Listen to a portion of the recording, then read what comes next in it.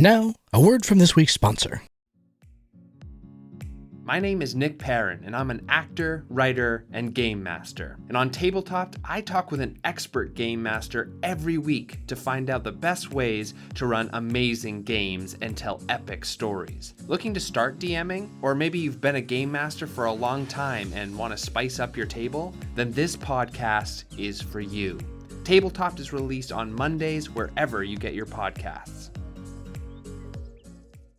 Welcome, everybody, to today's episode. This is one of those episodes that we look forward to every year when it comes up on the calendar. We're really excited to be coming to you talking about the 2023 Holiday Gift Guide, gifts that you can buy for the TTRPG fan in your life, or an episode that you can give the non-TTRPG fan in your life. They'll know what to go ahead and buy for you if you want it. Before we get into all of that, Mr. Miller, good evening. How are things down in beautiful Eastern Connecticut this afternoon, evening?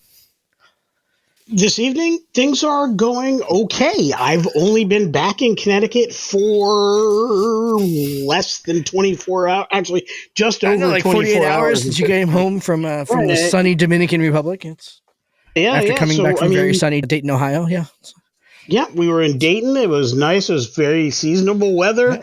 DR was very similar weather, I'm sure, to the Dominican. Yeah. No, not at all. No. The Dominican Republic was warm, but I spent a lot of time on the beach, a lot of time in the pool. So those times are very cool, nice breezes. First thing in the morning, it was absolutely gorgeous. During the heat of the day, it was usually in the water. Yeah. Everything went really well. Had an amazing time. Excursion. It was a friend's birthday and just a brilliant time. Absolutely loved it. And while I was there, recharged my internal creative batteries and actually got a lot of thought experiments done and really ready to write when I returned. And I took a lot of notes, took some pictures of a few things so I could remember some interesting things I came across there. And folks who love what we do can look forward to seeing some of the results of those thought experiments in the very near future. Awesome. Yeah, I was enthused by the conversation that you and I were having before we hit record here. Some exciting things already in track for 2024 coming up here. Not to mention, of course, the least of which, of course, is that we will be finishing up book number 4 here, probably earlier in 2024 than we had originally thought, which is always exciting that we're going to be ahead of the curve on that one. Yeah, so always looking forward to that also. And before we get into tonight's episode too, so the 2023 Holiday Gift Guide. This is an episode... This is going to be the 4th one that we've done. Did we do one of these the first year that we were on? I don't know that we did. I don't think that we did. We did it the first year. So I think this is our 3rd one. Yeah. Yeah. What are your thoughts on, in general? Like, you tell me. I think I know why we do this, but you tell me and our guests, why do you think we do this every year? Folks are going to hear this a lot from me today. Some of this, much of this, pretty close to all of this is a bit of self-service. I've been a gamer since I was 12 years old, and my loved ones, not all of them have been gamers. I have more loved ones who are gamers now than I used to, but what I have traditionally found is that they were challenged getting me things that I was really excited about. Like, I would get good gifts, and I don't ever say that a gift is bad. And if someone has loved me enough or cared about me enough to provide me with a gift, that's awesome. But I tended to get more memorabilia than actionable things, which is fine. I'm wearing a Superman shirt for a reason. I love those types of things. Right. They're fun. Michael from the RPG Academy had made a comment when I was guesting on Farm to Fable, his podcast, a little over a week ago. And he said to me, I don't think I've ever seen you on a Zoom meeting where you weren't wearing a Superman shirt. The reason is I have lots of them. Why? Because every year people tend to get me Superman shirts. And if there's every year that goes by that I don't get one, I get my own. So I have lots of them, right? But on some level, I want something that enhances my game experience. I want something that's I'm going to get some use out of beyond just wearing. And I find that if people who are non-gamers, that's hard for them to do. You tend to end up with gift certificates, which are fine. I don't mind them. I don't think anything ill of them. But I know that doesn't necessarily make the gift giver feel good. So we're providing a list so we can give to friends and loved ones of gamers who may not be gamers so that they have some ideas of things that a gamer might like. Where the self-serving part is, I actually copy this link and send it to my family every year.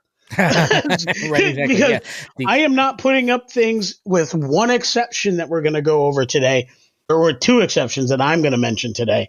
I'm not putting up things that I already have. I'm putting up things that I want. And I'm hoping that my family hears this part of the episode and then goes through and says, okay, I think I can find that. I'd be willing to get that. So that's that's the self-service part of this. But Sure. On a big level, it's because my family likes to feel like they've done something better than just give me a gift certificate. Yep. A good meal always works. Road bacon always helps, but this stuff is really cool. Exactly. And if anybody finds one of those automatic pancake machines, I am sure that Lewanika would find it in his heart to accept one as a gift. I think that would be perfectly acceptable to go ahead and find one. And if you don't know what I'm talking about, check us out on Facebook, check us out on Instagram, check out some of the pictures that we took from a catacon. I have known Lewanika for damn near 25 years.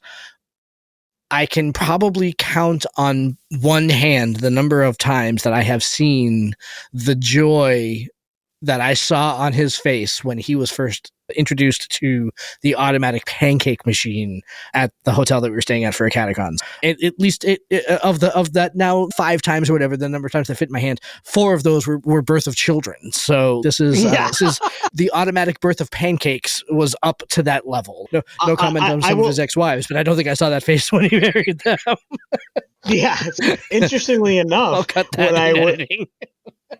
You might not have to. I think that's funny as hell. But maybe we'll save that for a Patreon exclusive. Put that in the blooper episode.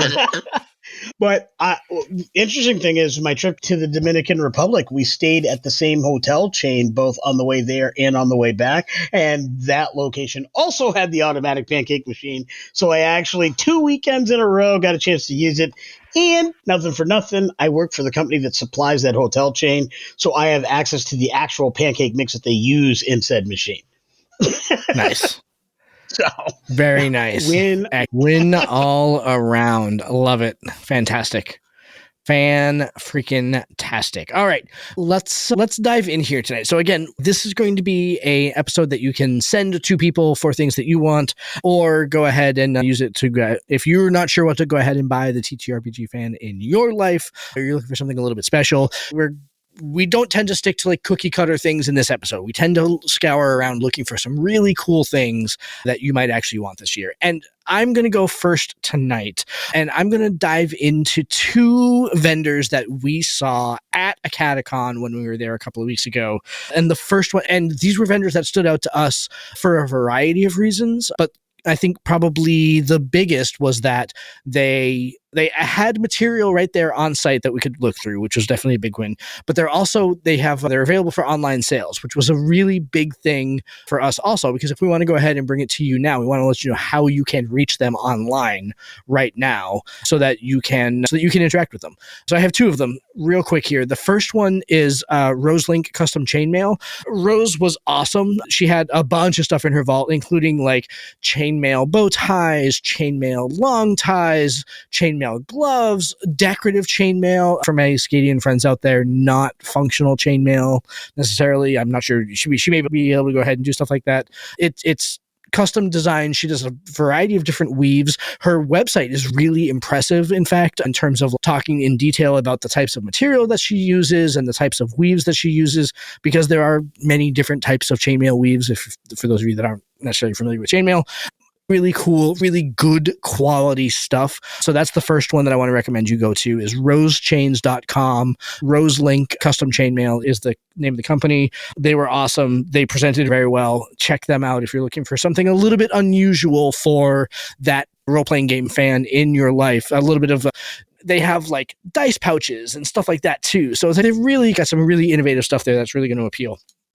The other one that I wanted to go ahead and send to, and again, this is one of those, if you're looking for something really special and maybe a little bit higher on the price scale, but very worth it, something that the TTRPG fan in your life is really going to love and remember for a long time, I'm going to dive into the whole custom art aspect of it. But specifically, I wanted to go ahead and mention Aaron Lindemann, who was one of the artists that was in vendor role at a Catacon. Again, came out, had art to go ahead and peruse in there, but also does custom art. So if you send him a character that you want or whatever like that, he can go ahead and turn around art on that. He's available at lindemannart.com. That's LINDEMANART.com. Go check out him, talk to him, check out the stuff that he does. His art style is really distinctive. I compare it to, it's like a crossover between almost like gritty comic book style, plus if you're familiar with like the Rider-Waite tarot deck, it has like that kind of like crossover style where it has some like personified animal feel to it, but also that like nice clean line, nice bold colors, that kind of feel to it. So those were two artists from vendor row at a Catacon that I wanted to mention specifically here tonight. Excellent. We took a lot of time on Saturday in between our games and our various events and our live recording, to talk with the artists and the vendors at various places. And I'm going to wholeheartedly agree. I actually took a lot of time. I think Glen and Josh actually ended up walking away at a certain point with the folks over at the chainmail place, and just had a conversation with them. Wonderful people. We say it all the time. We love supporting local folks. Obviously, we don't live in Dayton. If you're looking to support a small family operation that does really good work, that's gorgeous to look at, fun and unique, definitely do that. And as far as the artwork, top notch. I know one of the questions I asked was about commissions, because that's artwork that at some point I can definitely see gracing the pages of a Tabletop Journeys production. Yep. And so we are not just throwing out ideas from people we met. We're throwing out ideas that we want to utilize. Yep. Agreed. All right, sir. Your turn. What do you got? All right. I'm actually going to start with a little something that's on the higher end right now, and it is because I've been doing a bunch of traveling this month and a lot of cons over the last couple of months. I was at Terrificon in July. Obviously, we were at a Catacon we were at Drinking and Dragons in October. Or was it September? I think it was end of September, early October. I can't remember which of the 2 months. Drinking and Dragons. It wasn't that long ago, yeah. Yeah, and we were at a Catacon in November. Glen was at Drinking and Dragons the week I was in the Dominican Republic, and I was traveling that week as well, and figuring out how to quickly and efficiently bring your game materials to con events as a DM who plays a lot of games or has a lot of things they want to do isn't easy. We've all done the milk crate thing. I actually have some extended big old college milk bag type milk crates as well that I've used in the past, but they're unwieldy, they're difficult, and you can't put them on a plane. So something that I found when I started researching for this was an enhanced board game backpack with reinforced rigid board game storage, padded shoulder straps, carrying handle, and accessory pockets for dice, card games, and more. Fits and protects your tabletop games. Now, while it's designed specifically for board games, so you can put things like the various board games, think Settlers of Catan, think Terraforming Mars, and all of those types of games, you could also load it up with boxes of ships from X-Wing or the Star Trek game, or Star Wars Legion, what have you, or HeroClix if you're still playing that game. By the way, love HeroClix. You can pack those with that. Or perhaps you're just playing D&D, so you need to store a couple of books and find a way to neatly pack up all your Dwarven Forge. Now, this would definitely take your carry-on luggage because you're going to have to put it in a bin, but because it's backpack size, that would work. And it would be probably a pretty cool way to do that.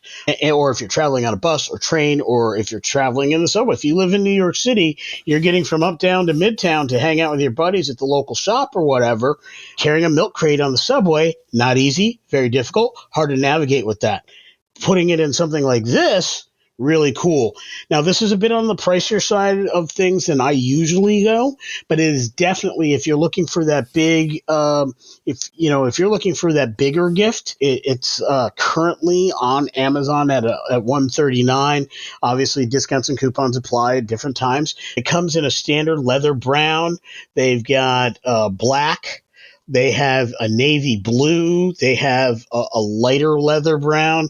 They've got a nice dark, deep forest green. There's a pink one. My personal favorite, they've got it in purple. They've got red, and then they have a gray or creamy color as well. Absolutely love this idea. And as a person who lost the backpack they have traditionally used during my trip to the DR, the bottom fell out of it because it's been so used for books and stuff, and that I'm looking for something else that would work. So putting a laptop, a couple of the books for the game I'm running, this would easily fit all of my STA books that I have currently. As I get more and more, it probably wouldn't handle them all, but it put a good dent in them. Board game depth, that's got to be enough to stand up several books in, stand up across, and then you've got room on the top for various other things. There's a bunch of pockets. There's straps where you can put a rolled up Chessex map, all kinds of good stuff. This is really, honestly, since I do go to a lot of cons with my older kid, between the two of us, if we both had one, this would be awesome. Nice. No, that's great. And every gamer has had that struggle, right? Going ahead and trying to find like the right backpack, the right thing to go ahead and be able to carry all your stuff, especially if you're going to a convention. That was a for real concern for me. I had to get very creative with my carry-on and the personal item bag that I was able to have with me. We had microphones, we had laptops, we had all this other accoutrement, and I wanted to go ahead and make sure and save myself some room so that I could go ahead and do some damage in vendor row and be able to bring it home with me. That was definitely a concern, is the right things. All for it. I'm probably going to go check that out myself, actually, because I definitely need something. I just sent you the link in the chat, Josh, because I knew I saw it come across, yeah. And just to give salivating over here. Absolutely. Just to give everybody a heads up, this bag is 23 inches tall. On the outside, 13 inches wide. Inside, the dimensions are 21 inches tall and 12.5 inches wide. The outside is 13 inches wide, and the depth is 14.5 inches external. Whew. So, holy crap, that is plenty of room for any one game. And like I said, you're traveling to a con. That is carry-on luggage size. It's not JetBlue carry-on luggage size, but for any other airline, it is carry-on luggage size. It'll fit the overhead, or worst case, you might have to check it. So you just want to make sure you find a way to be able to seal that up. Which it should work out really well. Man, just a gorgeous collection. Like, really smart. If there's anything I say is a must-have, this is probably pretty close to the must-have. Sorry to lead off with the heavy hitter, but this is pretty hot. This is really hot. So purple, y'all. Get that purple. Nice find. All right, so the next one that I want to go into here is, man, I am a huge TTRPG apparel guy. Like, I have got a whole bunch of role-playing game t-shirts. I'm big on role-playing game hats. I have 1,012 dice, and so I have 1.5 million dice bags, stuff like that. And so one thing that I do every year is I look around to see who's got the cool stuff that I'm looking for, who's got the t-shirt that I would want to buy or that I'm going to go ahead and buy myself for Christmas. And this year, the company that I found that is doing TTRPG apparel is a company called the Inkling Print Company. That's available at printinkling.com. And I was looking through the t-shirts. The t-shirts are just like quirky and funny. Things like Hot Kobold Summer. They have like Hellfire Club t-shirts, except they call them the Heckfire Club. They have a t-shirt with dice on it that just says Math Rocks on it. And that's cool stuff. My favorite absolute t-shirt, though, was the very Tolkien inspired. It's like a green shirt, and in really scripted Tolkien Elvish writing, it has the Elven words for "sorry, but I don't speak common," which I just thought was just hysterical. That's the kind of thing that, like, put it right up there with things my player would do, the things my character would do. That's like such an old school, like, second edition, oh, my barbarian didn't take common, sorry, I guess I'm not gonna be able to talk to you, or whatever. It's like, I thought that was hysterical. So they're going to be my recommendation for this year. A bunch of other things. They have like takes on the Hamilton image we got Alexander Hamilton like standing at the top of the star, but it says Paladin instead. I thought that was really confusing. I'd actually if anybody has seen me on any live streams that are wearing the Ed Hardy inspired Strahd shirt instead of Squad, that's where I got that. Was from Inkling Press with the red shirt with the black lighting that says Strahd on it. So this is where I got that shirt from. Great company. I've had to unfortunately use their customer customer service before, so I know their customer service is good. But a bunch of other shirts on here that I want. Like I'm putting my list together now because, jack of all dungeons, master of none, like all this sort of stuff. So it's just a ton of stuff in here. I'm definitely going to be diving in here. And man alive, do I love myself some TTRPG accessories and apparel. So they are my recommendation this year for the apparel buyers. So. Awesome. Clearly, I love a graphic tee. I wear them all the time when I'm outside of work. It's something I just like to do. It makes me feel comfortable. And especially with some of the things that you just mentioned, they just cause me to chuckle. And there's nothing like walking into any normal environment, walking through a store or whatever, and seeing somebody chuckle at a gamer joke on your shirt. Then you found your people. Now you can strike up a conversation. It is really cool when people get those things. I love those interactions. So when I ran my STA game on Friday of a Catacon, I was wearing my hate the flayer, don't hate the game with a mind flayer on it. There was somebody at my table that, as apparently I have just killed Lewanika. I'm very sorry. This is now a solo show, apparently. Yeah. Did you not see that one? Did you? Thankfully, he's on mute, so you can't hear him dying on the other side. Unfortunately, pardon me. Unfortunately, my eyes are not always great, and if I'm not wearing my glasses, I would not have picked up on that, and I totally missed that shirt. Yeah. Oh, yeah. Considering we shared a room in the hotel, and I didn't see that. Yeah. That's some funny shit right there. Oh, yeah. So that one, my Morden freaking Kanan t-shirt is also one of my favorites. I've got one that has a D20 with a 1 on it that just says, just stop, get help. Like I've got a bunch of like really funny ones, but the don't hate the flair, hate the game shirt was that somebody at my table like practically fell out of their chair laughing when they saw it. So that's the kind of thing that I absolutely love doing. So that's why, like I said, I can definitely see myself getting the sorry I don't speak common shirt for sure off of Inkling, and I may be building a cart here that is impressive. Let's just leave it at that. I started with the backpack. And I mentioned an item, and that's going to cause me to go right into a pair of follow-ups. I'm going to do these together because they're so similar. One of those things is a good old-fashioned, been using them for decades now, Chessex Wet Erase Vinyl Map. Hex on backside, squares, 5-inch or 1-inch squares on the front side, or 2.5 centimeters for those who are in the UK and the rest of the world. These things are perfect. I use them quite frequently at my local shop because sometimes you just don't need a big setup map. You just need to give a quick visual for a pickup scene or whatever, and a Chessex map is a great way to do that. My local shop has plexiglass on the top, so I can throw a Chessex map under it, so my hexes are there. I can draw on that, so I actually don't draw on the Chessex map often, but again, it is wet erase. Please don't make the error of using dry erase. That way, all you need is a damp paper towel to wipe it clean. If you use dry erase, you can get it off, but you do risk some damage or lightening of the actual color and tone of the Chessex maps. But it has that gorgeous, earthy, parchment type coloring to it, with just very thematic for role playing. And like I said, I've been using it for years. The hobby has been using it for years.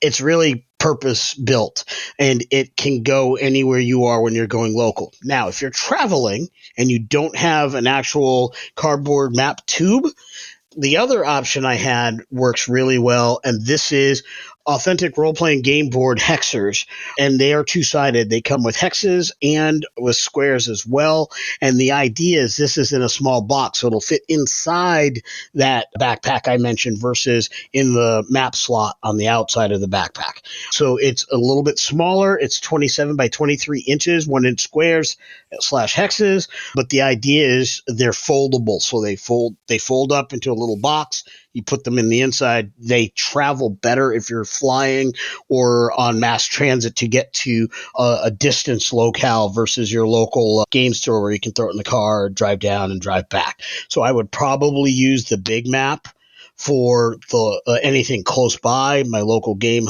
shop, my kid uses my Chessex map at his high school fairly frequently with his game club. This is the one that I would probably take, this box, this game board hex thing. I would probably be taking that with me to future conventions because it travels a little easier. Nice. But both work really well.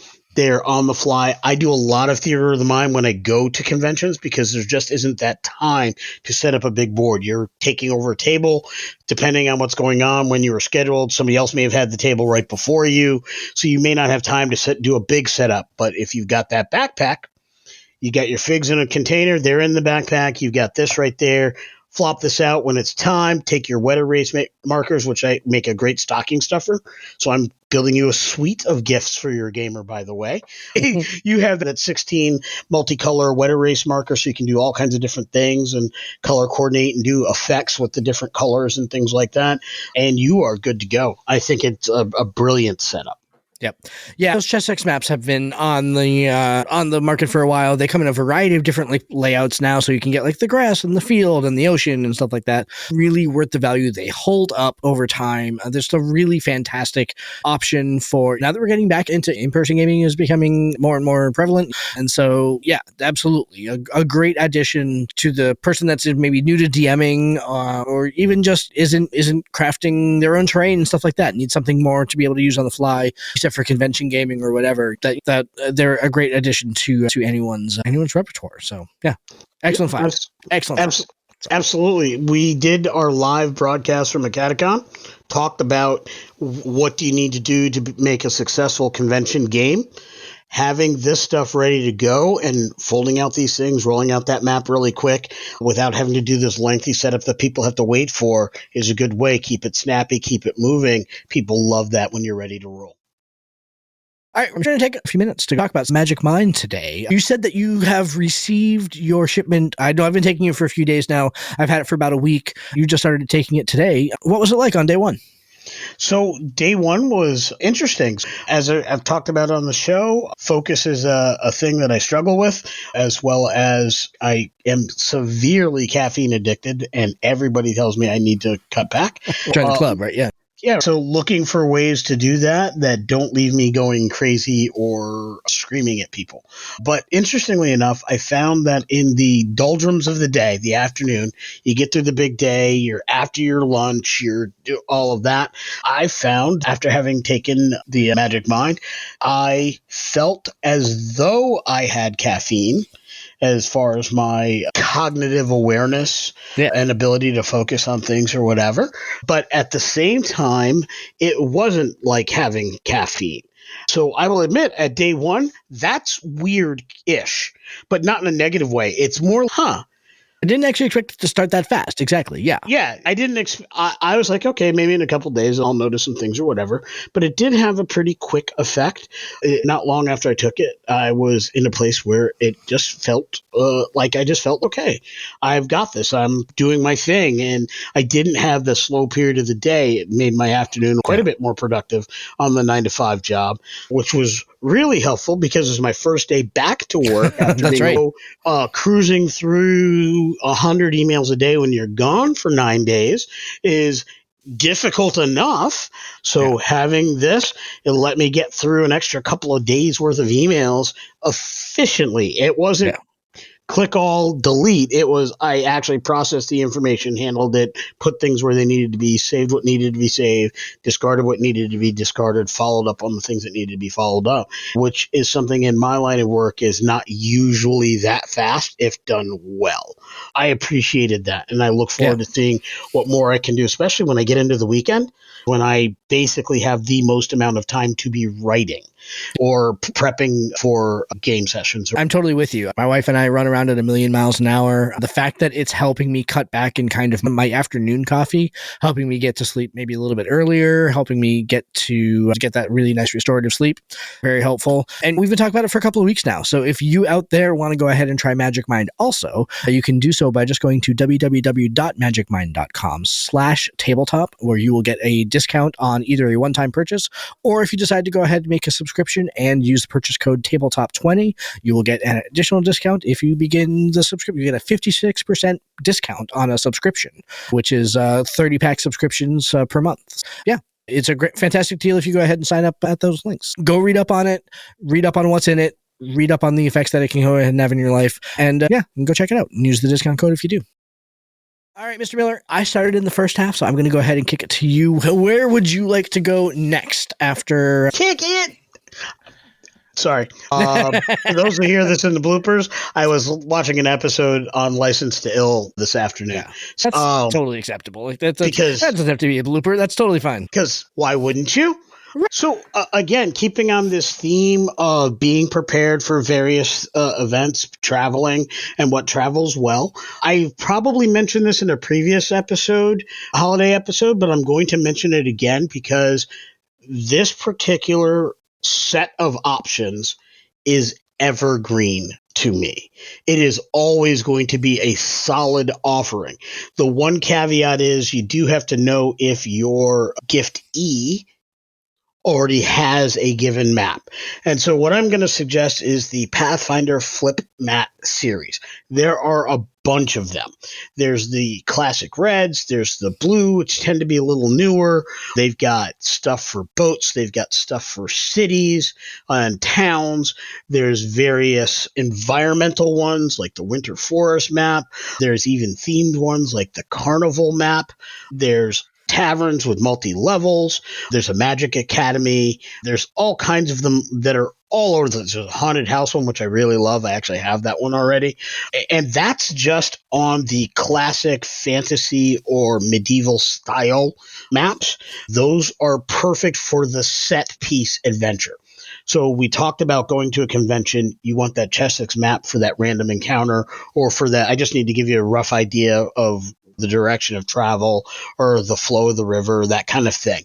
But if you are now at the final scene and you want to set that in a building, whether it be in the slum quarter of the seedy part of town, there's a map for that. And that gives you all kinds of neat things that you can do. These flip mats have two sides, so there's different things on either side. They show the inside of buildings, most of them. So you are able to, if they're having the fight and the hero throws a bad guy into a building, you can now carry the fight into that building. There's all kinds of these, and I've used them to great effect at various times. I love these for set pieces. Not always great on the fly for random encounters unless you have access to all of your maps at the same time. I have probably about 30 of them, right? But I can't travel with all 30. So I'm doing an adventure. I might bring 2 of these for that adventure as set pieces, and I'll use a Chessex map for the rest of them. So again, this whole suite of things, it works. You play sci-fi games, or you play more modern games, or you play cyberpunk games, don't sweat it, because Pathfinder also has this neat game called Starfinder. And some of those maps have more sci-fi or alien environment oriented maps. So you can find some of them you can use for more modern settings. There's one that's supposed to be like a modern colony, and I've just used it for a rich city or a resort, or think Star Cruises kind of thing, and use it in a modern game. Or if you're playing in a sci-fi game, it's great for, say, Modifius Star Trek Adventures. That was for real. When I was running STA at a Catacon, looking for maps that I could use. Now, granted, my adventure was a little out of the normal STA box, admittedly. But that was definitely a challenge. I was trying to go ahead and find maps that I thought would work for that particular adventure. And I wound up finding some combination of Pinterest and a Patreon that I subscribe to. But definitely a challenge. So finding nice, and again, these were virtual maps. So I had the choice of, oh man, do I go ahead and bring a printout? Do I get like a poster size printout of these maps?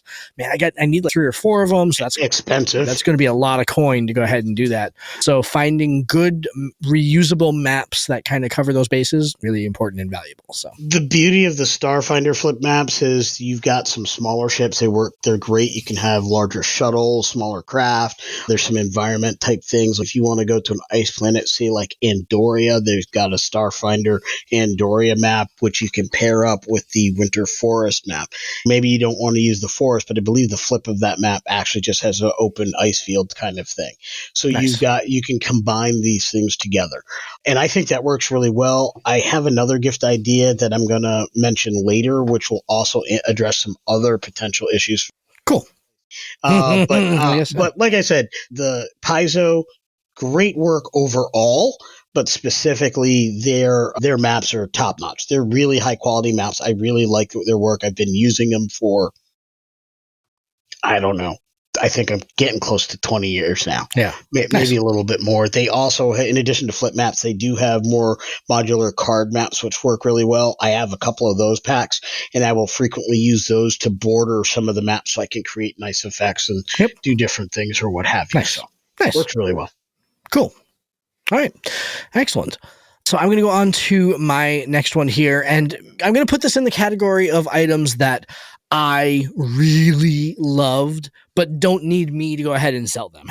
Like, the author James D'Amato has written a significant number of books for RPG game masters and players. He's got the Ultimate RPG Character Guide. He's got the Ultimate RPG Guide to box sets. He's got the Ultimate RPG Game Masters World Building Guide. But man alive, he's got a product that just came out a little while ago, and it's stinking amazing. So you all know my love of the collaborative game, right? The ability to bring players to your, not just to your table, but into your game and immerse them in helping create the lore, helping create what's going on and everything like that. To the point that, like, our very first book, our Copper Seller Guide, the Guide to Collaborative World Building, provided a bunch of ways that you, if you did not know how to go ahead and bring collaborative world building to your game, that you could. I hate to say this because I love our book so much.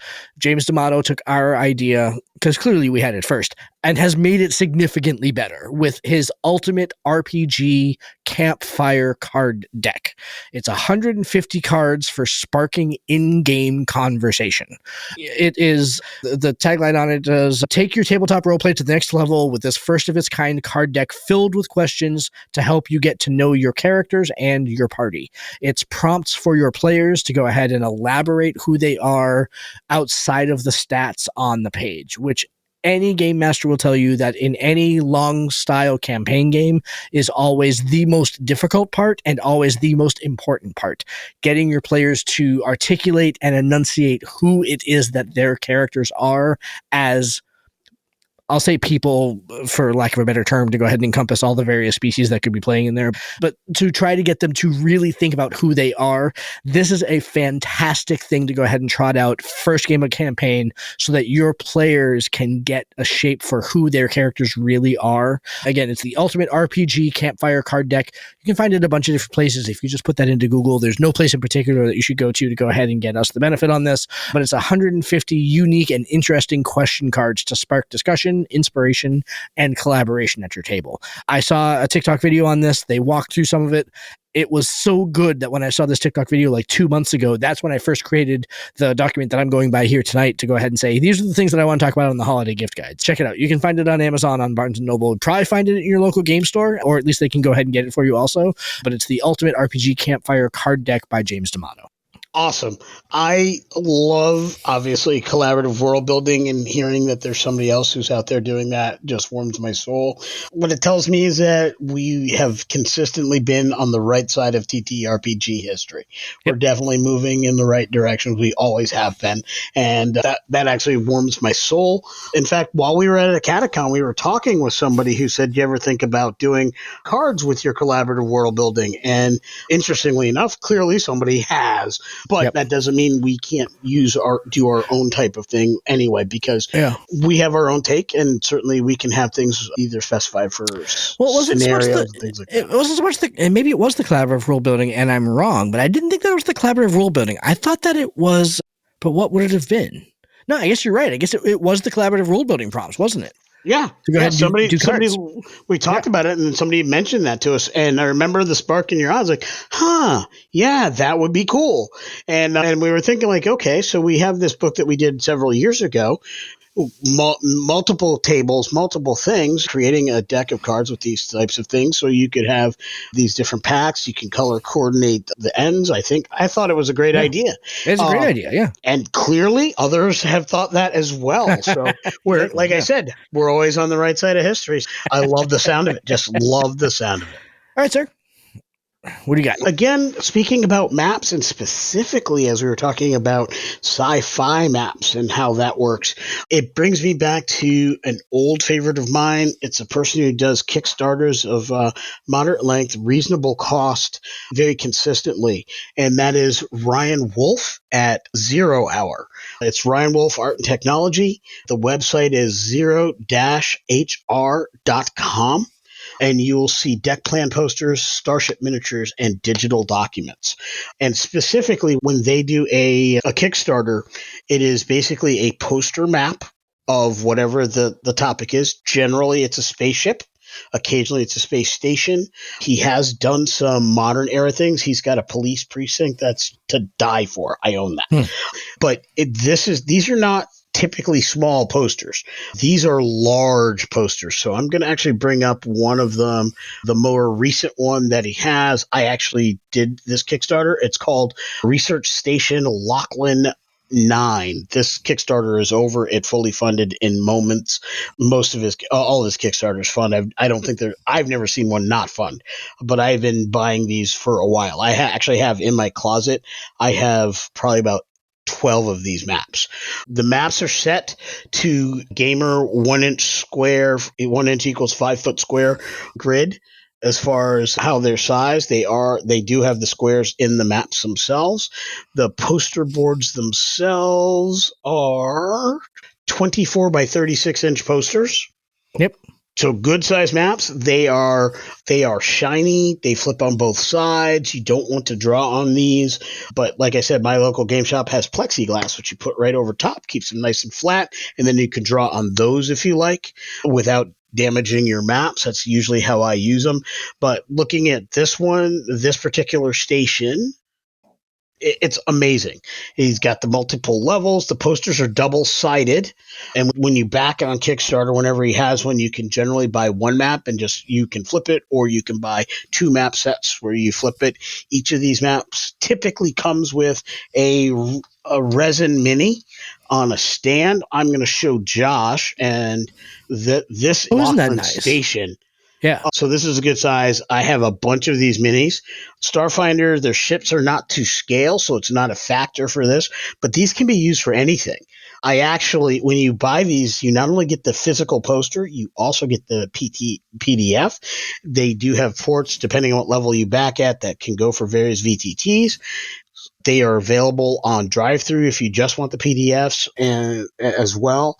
And they also come with stats and details for the Starfinder game as well if you're playing Starfinder. So you can have those kinds of rules. But I tend to use them for all kinds of other games. I use any station. I've used a couple of the ground-based stations as more modern stuff. I use them for my zombie game as a modern office complex or a military-based kind of thing. I've used the precinct because it is just a modern precinct. But now that we play a lot of Star Trek, there's a number of maps that, as we get better about our VTT type stuff for our Patreon game, we can't obviously air this. We don't have the right to do that for airing, but certainly for our Patreon game or for any home game that you might be playing, these would work perfectly for Star Trek. Lachlan Station specifically, man, I wish I had this map. I could have done even better with one of our earlier preservations episodes, utilizing some of these as far as how to get around the station and the different locales. There's a lot I can do with these maps in a Star Trek game. Yep. If you play Star Wars, oh my goodness, the galaxy is at your fingertips. There's so many cool things that you can do with these maps that just works. And with Lachlan Station, it's designed to be part of an asteroid, which is the model I showed Josh, but it also has rules for playing it as though it's just a ground-based station as well. Yeah, so do they do aftermarket also, or only purchases through their Kickstarter? Oh, they do aftermarket. He has his own website, and you can get things on Drive-Thru RPG. There's a number of things that I've either missed on Kickstarter that I've gone back for. The one thing you don't get when you get it in those aftermarket pieces, or you don't get the models to go with them. That's the Kickstarter exclusive. They do all their own printing, as far as I know, and packaging and shipping them. The maps come in map tubes. So I have a bunch of map tubes, which are amazing. And because of that, it allows you, if you have those big set pieces like I was talking about, you can get 2 or 3 different maps that you want to daisy chain together if you like, and put them in one tube to travel with. Yeah, so that's one thing that, like, it's great that they do aftermarket. Don't be scared away by the Kickstarter thing either, because I will say last year, man, was it for my birthday or was it for Christmas? It might have actually been for Father's Day. My wife backed a Kickstarter that she thought that I would enjoy, and then basically backed it in my name, so I got to watch as the Kickstarter was being developed, as it was getting funded and everything like that, to go ahead and see, is this going to happen, is this not going to happen, because she knows that I love kind of the excitement of Kickstarters, but also really wanted the thing. So that was a lot of fun, actually. So don't be afraid of taking a leap and giving something that's not just a tangible thing, but also an experience for your TTRPG fan in there, and let them kind of experience what's going on there, and maybe get them into doing other Kickstarters themselves. Yeah. Yep. I would also add, specifically with Ryan Wolf and Zero Hour, like I said, I've never seen anything that's not a fund. Typically, his Kickstarters are in the $3,000 range, and he consistently funds. This particular project was a $3,000 start, funded over $11,000, and it was funded within the first day. He had 346 backers. That's consistent. I rarely see any of his Kickstarters have less than 300 backers, and many of them even have more. Because of that, you can always feel confident with this. The best part is, most of his Kickstarters, he is shipping, or he is sending you the links to the PDFs within a week to 2 weeks of the Kickstarter so he's funding. writing them all in advance, and the maps are being delivered.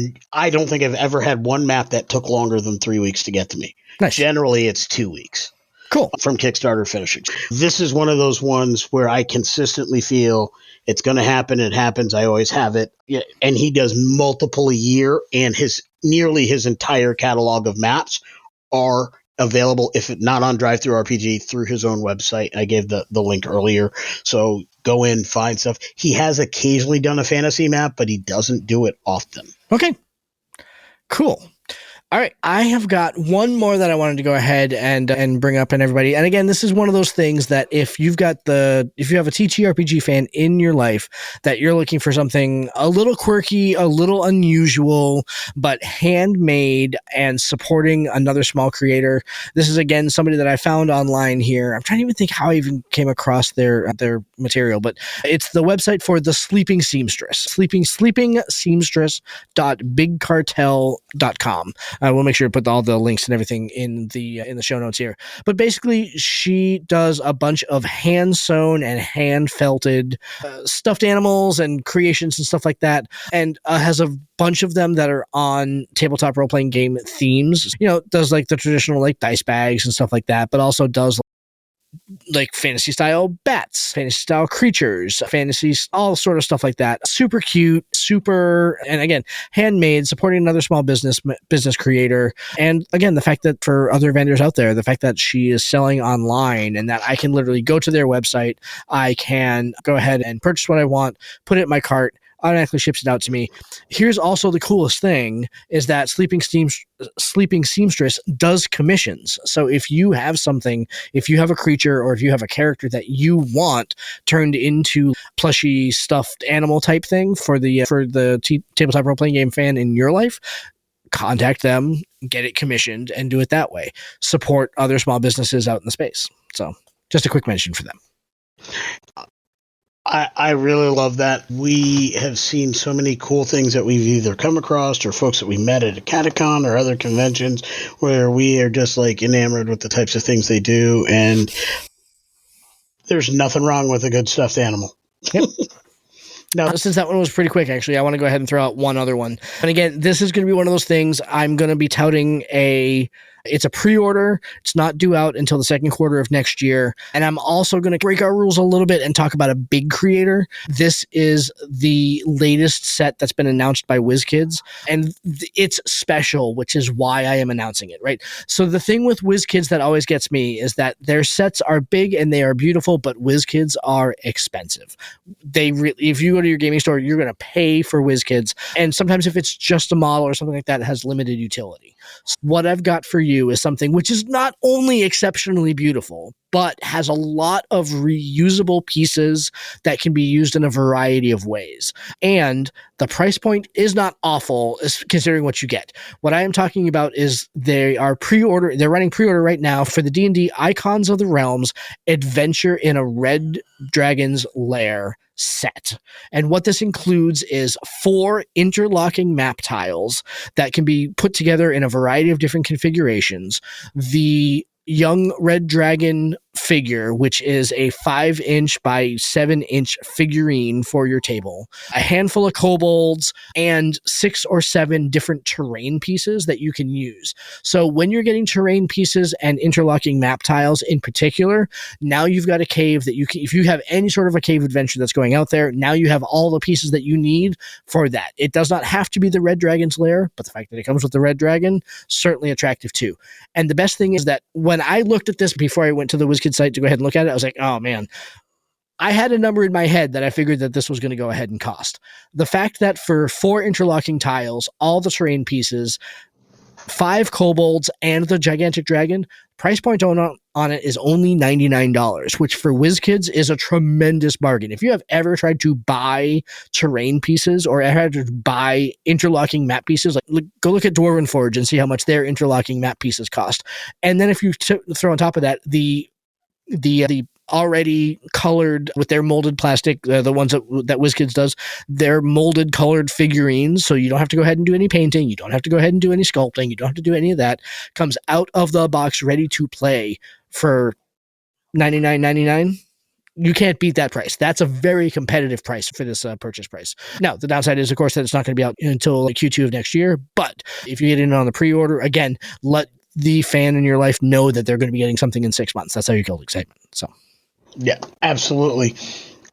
I love WizKids, but recently had to downsize places where I live, so I don't have the kind of space to set up a shop, to be able to paint. My fig usage is fairly limited as far as where I can keep everything. And honestly, having a pre-painted fig that's play ready at the moment is never a bad thing. I've bought a number of WizKids type minis, the pre-painted ones, because they're functional. They work. They do the job. And it's oftentimes much better than having unpainted figs because I just don't have the space in the room. When you're apartment living, you don't always have the place to set up where you can ventilate and vent to be painting with all the acrylics and all the other things. Safety first. Everyone, safety first. We want more gamers, not less. So something like that is very useful. And you're right. At that price point, could you develop if you have the software and you know how to do it, but you probably paid more for the software? Could you buy an STL and then print, but you're probably paying somewhere close if you're printing for all of that stuff? Might you get it a few dollars cheaper? Absolutely. But then you're talking the sweat equity that goes into making it. That price point sounds perfect. If that's the kind of scratch you're rolling with, I don't think you go wrong with that particular purchase. All right, Lewanika, last call. What do you got for tonight? My last thing is something we came across at a catacon, some wonderful people that we met, and a really intriguing, nice gift that we found from them that is perfect for a gamer looking for something a little different, a little extraordinary, in my opinion. You get to have something that's unique that plays at the table. This is the Cat Bat Adventure Pack. A really cool little symbol. They do different themes every month, and there's different things that come with it. In this particular box, and I'm doing an unboxing, not visually. I'll do one visually at some point in the near future.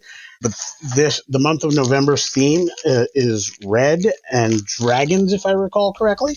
But it comes with a sticker, the little Cat Bat logo. It comes with a nice little dragony thing sitting on a hoard, and it looks like it is a D20. It comes with a nice piece of Gillian's hard candy, dark chocolate peppermint tea. Ooh, that sounds good. Yeah. I'm not a big chocolate person or a peppermint person, but most people are chocolate people. And I think if you get a gift that has some chocolate tea in it, they'll like it. And then you've got this nice little vial of ink, which looks almost red blood-like. And the pack also comes with a glass pen. So you dip in your little inkwell, and we did ask some questions, and they told us that these last much longer than you would think. It's a fairly small vial of ink, but they said that it will definitely last. The idea is that you have this awesome little ink pen, and then finally it comes with this wonderful book. And it's a little, this month's book is red, but this book is filled with blank pages. Some are blank, most are lined, so you can journal for your character with this quill pen. It makes for an awesome in-game prop. So you as a storyteller, or even just as a player, honestly, especially if you're a spellcaster or a bard, you can jot down your tales, or you can jot down a little verse, and you can do it with an inkwell and pen, make it look really nice. And there's even a regular ballpoint pen if you just want to use a notebook for general stat type stuff. But honestly, my intention is to be using that quill and using it for a future spellcaster of some kind.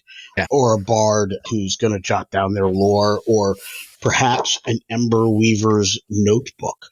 I love that idea a lot. Yeah. With like architectural sketches, not architectural sketches, but like scientific sketches and stuff like that. Then yeah. And then the last but not least, you have a thematic set of dice and a nice little dice. What would you call it? Beaker? Like a dice vial? Yeah. A little vial or beaker with the screw-on cap that'll hold your set of polyhedral dice. So you've got your standard 2d10s, one being in the tens place, your d6, your d20, your d12, and if I don't say demonstratively, the best die in the game. Thank you, Michael. Your D8 and your D4. It's a nice set.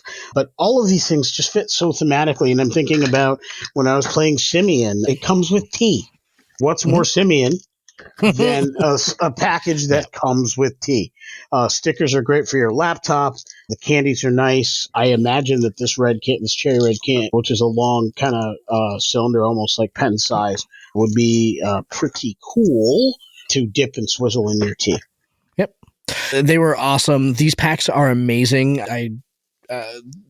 The fact that they had a bunch of them for sale there was amazing. I would highly recommend, if you're interested, again, if you're looking for something for someone that's just getting into gaming, or even something that you're not sure what to buy, and so this is like a kind of a catch-all pack, I strongly suggest you checking them out. It's catbatmedia.com. Catbat is the name of the company, cat with a K, so KATBAT media, MEDIA.com, and then contact them and ask them about the adventure packs. The price point on them is not bad. I think it was $35 if I recall. $35 for all that. Exactly right. And that includes the journal, includes the ink, the pen, the dice, and then the associated accoutrement there. It reminds me a lot of something that I've subscribed to for a long time, Dungeon Crate, which basically is, again, every month you get handed the same kind of thing where it's like a grab bag of stuff. And I've had a lot of fun with Dungeon Crate.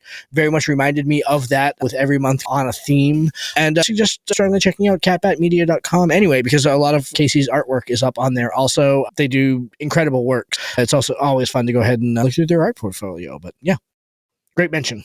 Very much, Casey. Really wonderful meeting you, and I can't wait. I've actually not opened it until today because I wanted to save the excitement of discovering what was in there for air. I will do it again for video in the very near future. Can't wait to start using this. I don't play a magic user right yet, but I'm betting the next time I play a D&D game, I'm going to have a magic user. Just because I now have some stuff. Yeah.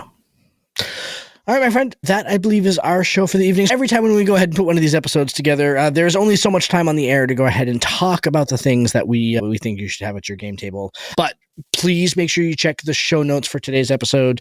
Everything that we mentioned on here will be up there with links to go ahead and click on, affiliate links if they are available, so you can go ahead and help the show by clicking on them. And if not, there'll be a ton of stuff on there that we didn't mention on the show today. As always, make sure you go and check that out. Go right to www.ttjourneys.com. You can see the gift giving guide right on the homepage there.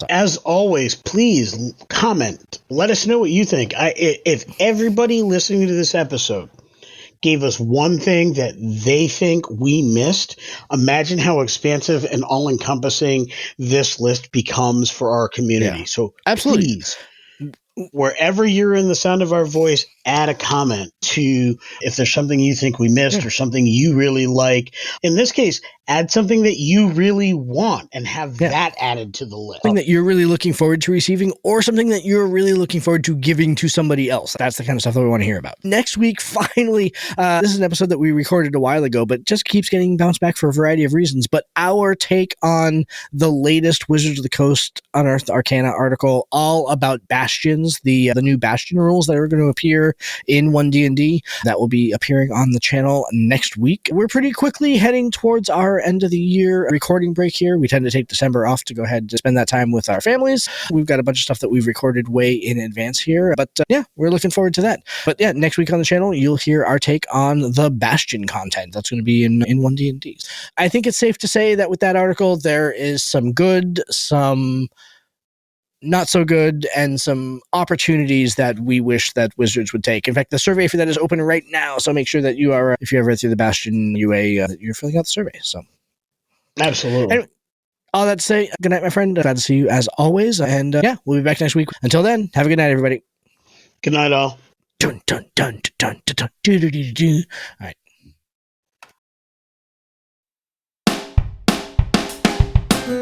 Thank you for joining us. This has been Tabletop Journeys. We would love to hear your feedback on our show today. Join us at www.ttjourneys.com, where you can subscribe to the blog to leave comments and see all the content that we publish beyond the podcast. You can also stay in touch by subscribing to our Twitter, Tumblr, or Instagram at TT Journeys, joining our Facebook group, Tabletop Journeys, or by sending an email directly to podcast@ttjourneys.com. Our full episodes come out every week on Friday, and every Tuesday features actual play and gameplay showcase episodes. Looking for early access? You can support the show and get episodes before everyone else at www.patreon.com/TT Journeys.